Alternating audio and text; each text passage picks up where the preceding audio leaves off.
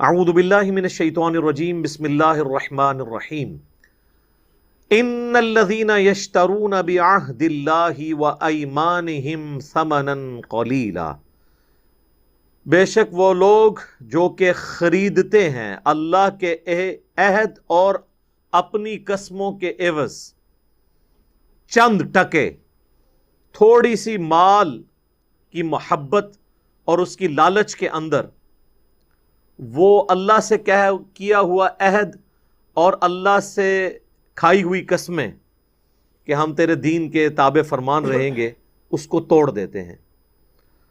اولئک لا خلاق لہم فی الآخرہ، یہ وہ لوگ ہیں جن کا آخرت میں کوئی حصہ نہیں ہے۔ ولا یکلمہم اللہ، اور نہ قیامت کے دن اللہ ان سے کلام کرے گا، یعنی یہ غصے کا اظہار ہے۔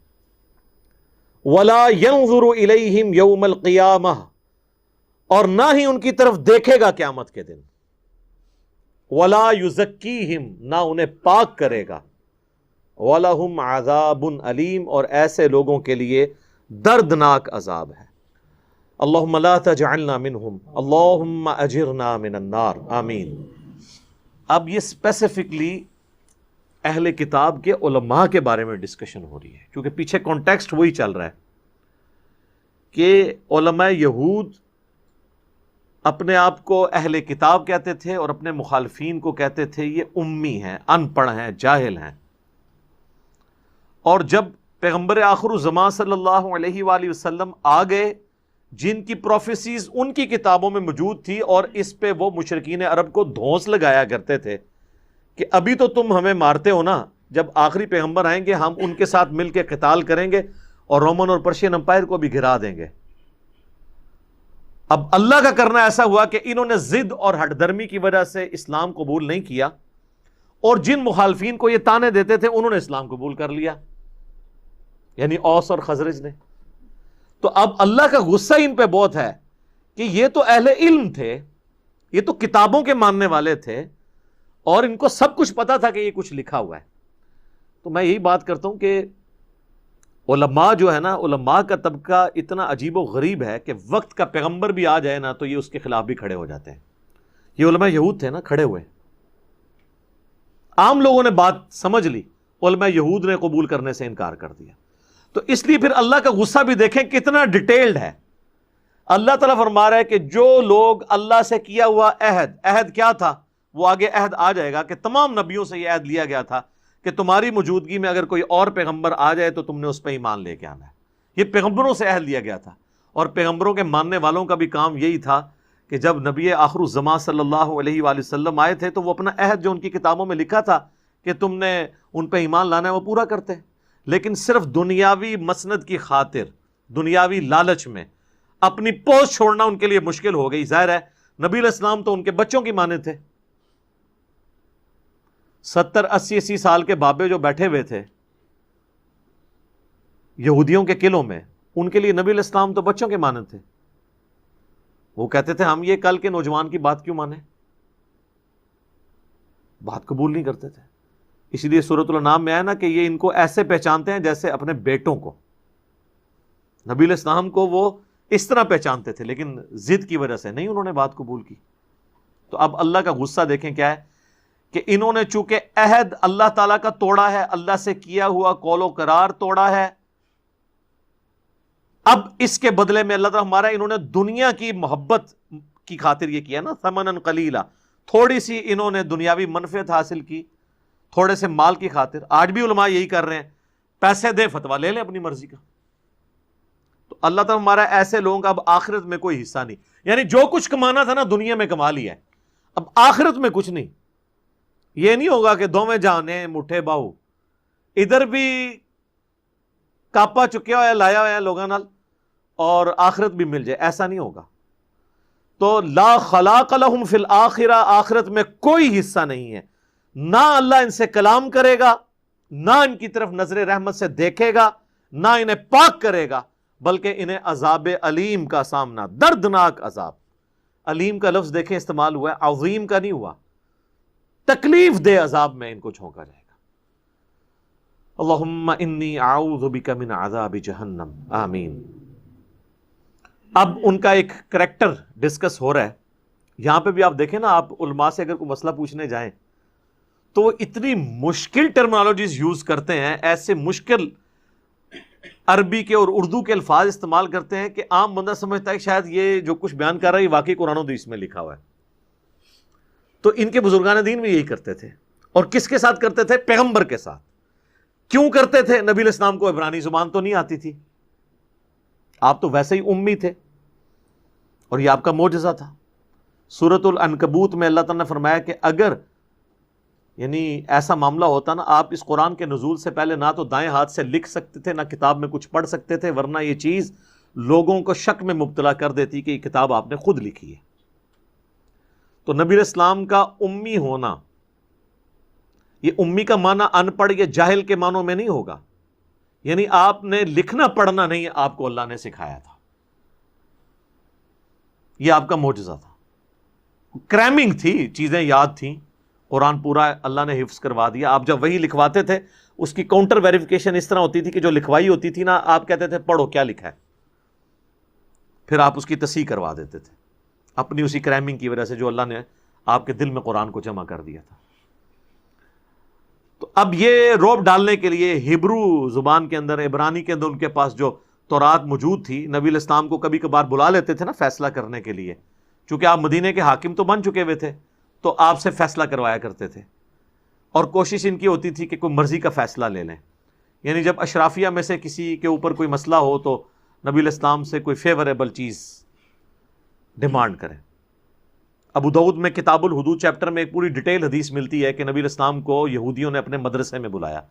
الفاظ ہے مدرسہ، مدرسے اس ٹائم بھی تھے، مدرسے کے الفاظ ہیں، اور نبی علیہ السلام کو انہوں نے کہا ہم نے آپ سے ایک زنا کے کیس کا فیصلہ کروانا ہے۔ اب وہ چونکہ ایک اونچے خاندان سے تعلق رکھنے والے لوگ تھے جن کے اوپر زنا کا مسئلہ تھا، اب ان کو یہ پتا تھا کہ ہماری کتابوں میں تو اس کی سزا جو ہے وہ رجم ہے۔ نبی علیہ السلام کو بلایا گیا تو ایک بڑی گدی آپ کو دی گئی، آپ علیہ السلام اس گدی پہ بیٹھ گئے اور آپ نے فرمایا تورات لے کے آؤ، اور آپ اپنے ساتھ ایک اپنے ایسے صحابی کو لے گئے تھے جو تورات پڑھنا جانتا تھا، یعنی عبرانی زبان جانتا تھا۔ جب وہ تورات لے کے آئے تو نبی علیہ السلام نے اپنے پیٹھ کے نیچے سے گدی نکال کے سامنے رکھی، تورات اس کے اوپر رکھی، اور فرمایا میں ایمان لایا اس کتاب پر اور اس کتاب کے نازل کرنے والے پر۔ حالانکہ وہ کتاب ٹیمپرڈ تھی، لیکن آپ نے اس کا احترام کیا، اور آپ نے اس کتاب میں سے اپنے صحابی کو کہا کہ ڈھونڈو کیا سزا لکھی ہوئی ہے۔ وہ جب پہلے تو وہ یہودی نے پڑھنا شروع کیا، اور اس نے جہاں پہ وہ اس کی سزا لکھی تھی اس نے اس پہ ہاتھ رکھ کے اس کو سکپ کر دیا، تو صحابی نے پکڑ لیا، انہوں نے کہا یا رسول اللہ یہی لکھی ہوئی ہے سزا، اور پھر آپ نے اسٹیبلش کروائی۔ اب اسی کا ایک نقشہ یہاں پہ کھینچا جا رہا ہے، وَإِنَّ مِنْهُمْ لَفَرِيقًا يَلْوُونَ أَلْسِنَتَهُمْ بِالْكِتَابِ، اور ان میں سے ایک گروہ وہ ہے جو اپنی زبان کو بڑا مروڑ کے پڑھتا ہے۔ یہ آپ نے دیکھا نا، مولا علی، اب یہ سیدھا بھی کہا جا سکتا ہے، تو ایسے سے موٹے موٹے الفاظ بھی بولیں گے عجیب و غریب قسم کے کہ آپ جناب وہ پریشان ہو جائیں گے کہ پتہ نہیں کہاں سے پڑھ رہے ہیں۔ یہ کچھ یہی کرتے تھے ان کے بزرگ بھی، یلوون السنتہم بالکتاب، وہ اپنی زبان مروڑتے ہیں کتاب کو پڑھتے ہوئے، لتحسبوہ من الکتاب، تاکہ تم یہ سمجھو کہ یہ کتاب میں سے پڑھ رہے ہیں، وما ہوا من الکتاب، جبکہ وہ کتاب میں لکھا ہی نہیں ہوتا۔ یعنی وہی جو ہم کہتے ہیں کہ مسلم شریف سے مولانا شریف کو باہر نکالیں، تو وہ بھی اپنی تورات کے اندر مولانا شریف گھس جاتے تھے، پڑھ رہے اس میں سے ہیں۔ جیسے وہ پرانے زمانے میں لوگ، اس وقت تو موبائل نہیں ہوتے تھے نا، تو سلیبس کی کتابوں میں لوگ رکھ کے نا ٹارزن کی کہانیاں پڑھا کرتے تھے۔ ہمارے علماء بھی بعض اوقات بخاری مسلم سجائی ہوتی ہے، بخاری کھول کے بھی پڑھ رہے ہوتے ہیں تو وہ اس میں نہیں لکھا ہوتا۔ ڈاکٹر طاہر القادری صاحب انڈیا میں احمد آباد ایک جگہ ہے، 1,00,000 کے قریب مجمع تھا جس سے وہ خطاب کر رہے تھے، اس کی ویڈیو بھی یوٹیوب پہ رکھی ہے۔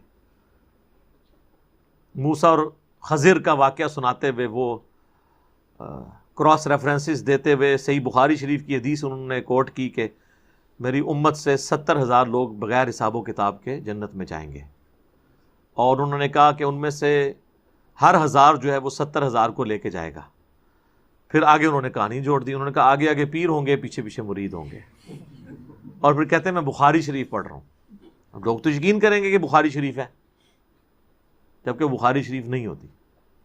اچھا, کئی عربی اشعار پڑھ رہے ہوتے ہیں تقریروں میں, وہ چونکہ عربی میں ہوتے ہیں تو عام آدمی سمجھتا ہے قرآن پڑھ رہے ہیں.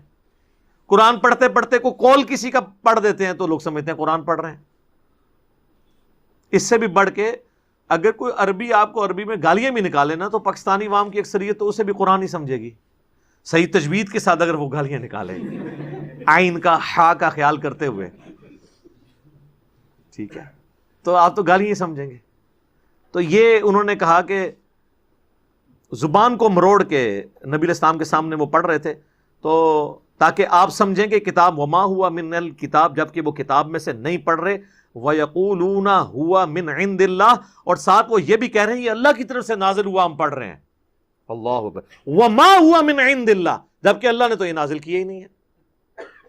سر دین وہ ہے جو آسمانوں سے نازل ہوا ہے, دین اس زمین کی چیز ہی نہیں ہے, یہ ذہن میں رکھیے.